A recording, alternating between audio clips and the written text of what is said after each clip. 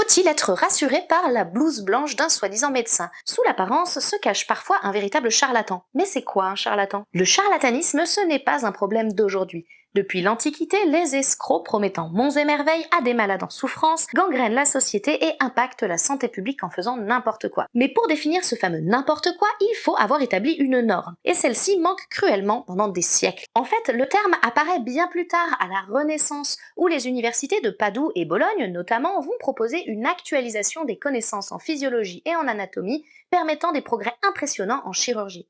Dès lors, on distingue les médecins et chirurgiens ayant étudié dans des universités et soignant les nobles, des charlatans vendant les remèdes galéniques sur les places de marché. Et sur le plan juridique, le charlatanisme n'est pas spécifiquement défini, mais il est présent depuis la fin du 19e siècle, uniquement pour les médecins. Aujourd'hui, on le retrouve pour les médecins, les infirmiers, les masseurs kinésithérapeutes et les pharmaciens. Sans définition juridique, ce sont les différents ordres qui vont être amenés à prononcer les sanctions en fonction de l'état des connaissances, et le Conseil d'État refuse de vérifier cette appréciation. Par contre, le Conseil accepte de vérifier comment les ordres arrivent à leur conclusion, exigeant par exemple que l'on regarde le consensus médical mondial et pas simplement l'état de l'art en France. Puisqu'il n'est pas défini et repose sur l'état du consensus à un instant T, le charlatanisme est difficile à appréhender.